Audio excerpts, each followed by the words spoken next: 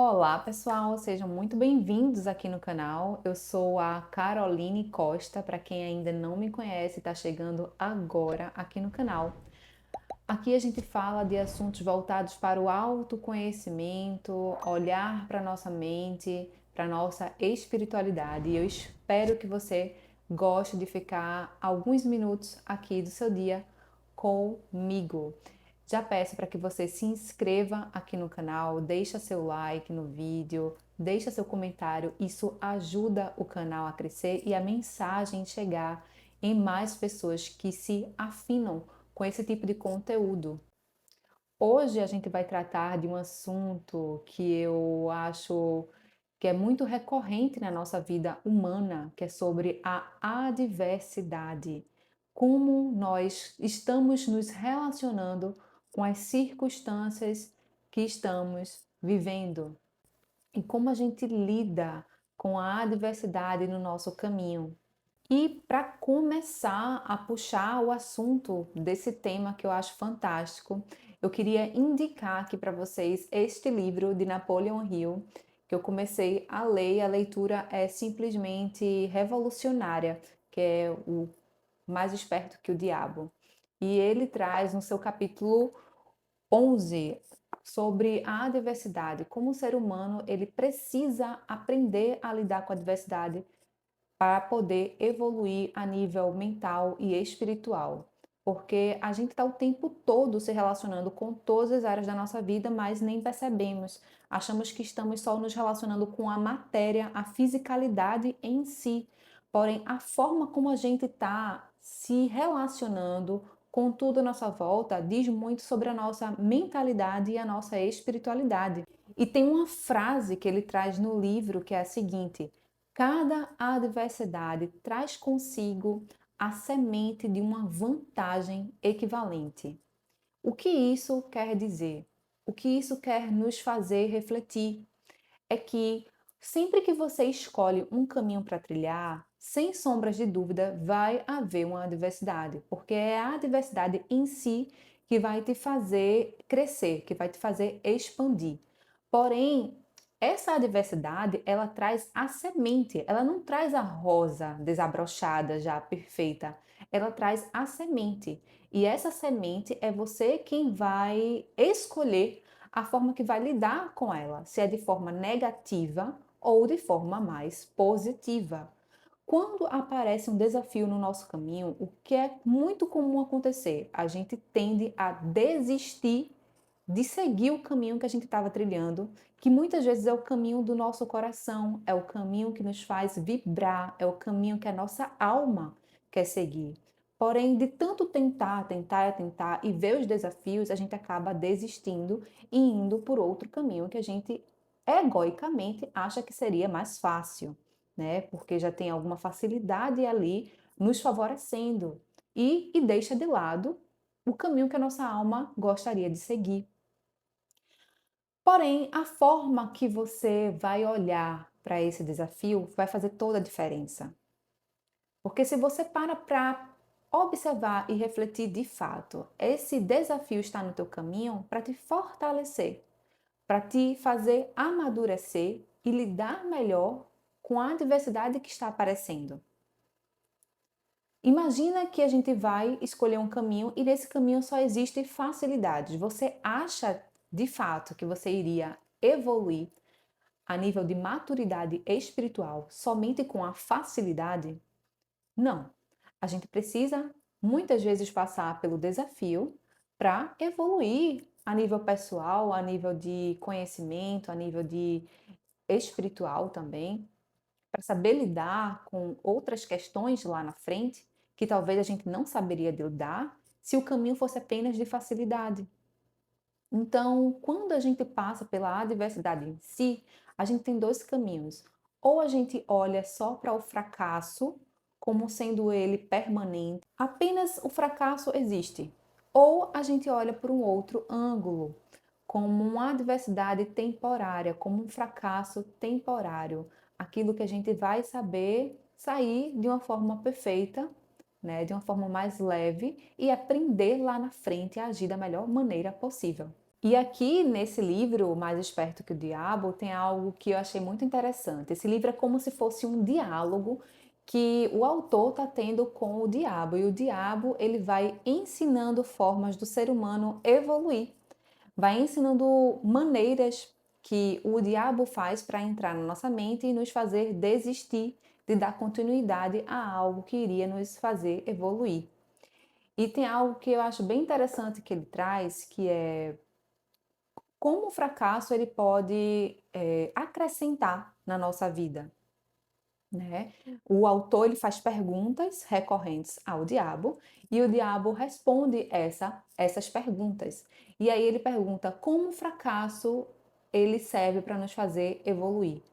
O fracasso ele nos faz evoluir quando a gente dá de cara com a adversidade e essa adversidade nos para nos fazer refletir onde eu posso melhorar, como eu posso direcionar melhor os meus planos, a minha mente, o meu foco de atenção.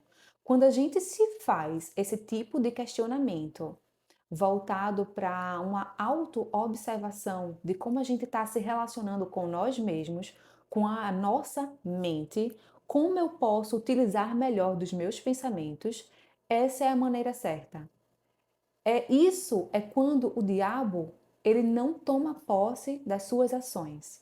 Porém, quando a adversidade ela aparece no caminho com uma forma de um fracasso e você para de tentar, e você desiste de tentar seguir os seus planos, os seus projetos, os seus sonhos, o diabo ele fica super feliz, porque aí é quando ele conseguiu te dominar.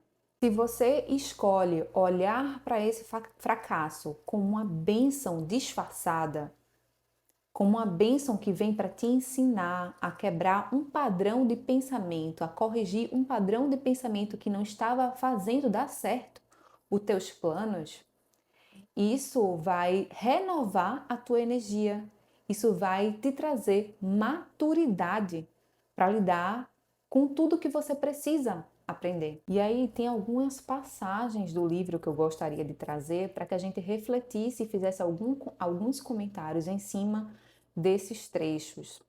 Aqui ele fala: o fracasso é uma circunstância feita pelo homem. Ele nunca é real até que seja aceito pelo homem como algo permanente. O fracasso é um estado de espírito. Por isso, é algo que um indivíduo pode controlar até o momento em que ele se nega a exercitar esse privilégio. O que ele quer dizer com isso? É que o fracasso ele só existe na nossa mente, porque a mente está o tempo todo criando a realidade. Então, imagina que você vai abrir um negócio e antes de abrir esse negócio, você mantém pensamentos recorrentes de negatividade. Esses pensamentos eles vão refletir na sua realidade. E quando a adversidade aparece na matéria, aqui na fisicalidade, e a gente acredita nessa adversidade como sendo um fracasso permanente e desiste de continuar tentando, aí sim a gente está se auto-sabotando, a gente está se colocando para trás e perdemos o nosso autocontrole. O fracasso é o ponto final do hábito que a pessoa tem seguido, e quando é alcançado, ele força a pessoa a deixar esse caminho e seguir por outro, fazendo com que ela crie um novo ritmo para a sua vida. Ou seja, nessa frase ele quer dizer que o fracasso ele pode também nos impulsionar caso a gente escolha olhar por essa percepção. Porque quando a gente tem alguma adversidade, algum fracasso, alguma falha, a gente também tem a oportunidade de rever os nossos passos e, revendo esses passos, fazer um novo caminho até chegar onde a gente gostaria de chegar. Então, o fracasso ele também está sendo visto aqui como uma bênção, né? Como algo que pode nos alavancar, que pode nos impulsionar, caso a gente escolha olhar por essa perspectiva. Tem uma pergunta no livro que o autor ele pede para esse diabo falar os benefícios da adversidade no nosso caminho e ele sai listando todos os benefícios que as adversidades podem trazer na nossa vida em relação à nossa evolução a nível de consciência. E aqui ele sai listando, ele diz: a diversidade livra as pessoas da vaidade e do egocentrismo. Ela desencoraja o egoísmo, provando que nenhum indivíduo pode ser bem-sucedido sem a cooperação de outros. Ou seja, a diversidade, ela nos ensina a ser amigáveis uns com os outros. Ela nos ensina a impulsionar uns aos outros e não olhar apenas para o nosso umbigo. A diversidade, ela força o indivíduo a testar a sua força mental, física e espiritual. Portanto, ela traz o indivíduo face a face com suas fraquezas e dar a ele a oportunidade de transpô-las. Tem crescimento maior do que isso, que você tem um tempo para parar, olhar para si, se conectar com sua força, tanto física quanto também espiritual, e olhar para sua mente, revendo os padrões de pensamento que circulam a tua mente e reformular tudo isso? Não tem. A diversidade, ela força uma pessoa a procurar caminhos e meios para fins definidos por meio da meditação e do pensamento introspectivo. Isso regularmente leva à descoberta e ao uso do sexto sentido, por meio do qual a pessoa consegue comunicar-se com a inteligência infinita. É muito comum, sempre que a gente tem uma diversidade na vida, a gente para se conectar com a nossa alma e também pede ajuda divina. Então, a diversidade, de certa forma, ela também nos direciona para se conectar com nossa vida espiritual, né? E isso nos faz evoluir. Então, ao invés da gente começar a reclamar porque uma dificuldade está aparecendo no nosso caminho, a gente precisa começar a agradecer e se perguntar o que é que isso está querendo me ensinar, né? A diversidade, ela força uma pessoa a reconhecer a necessidade de uma inteligência que não está disponível dentro de sua própria mente, mas provém de fontes externas. A diversidade quebra velhos hábitos de pensamento e dá para a pessoa a oportunidade de formar novos hábitos. Por isso, ela pode servir para quebrar o ciclo do ritmo hipnótico e mudar o seu funcionamento de negativo para fins positivos. Nesse livro, ele começa a falar sobre o ritmo hipnótico e o que seria esse ritmo hipnótico. O ritmo hipnótico nada mais é do que a nossa cadeia de pensamentos. Sempre que a gente tem um pensamento, esse pensamento ele chama outro e outro e outro. E esse ritmo hipnótico ele pode ser tanto para fins negativos como para fins negativos. E é importante que a gente saiba que somos livres para alimentar qualquer ritmo hipnótico ou, traduzindo, qualquer qualidade de pensamento que a gente queira. Então, se você tem um pensamento negativo, esse pensamento negativo vai desencadear outro e outro e outro. Da mesma forma, se você tem pensamentos positivos, esse pensamento positivo pode chamar outro, outro, outro.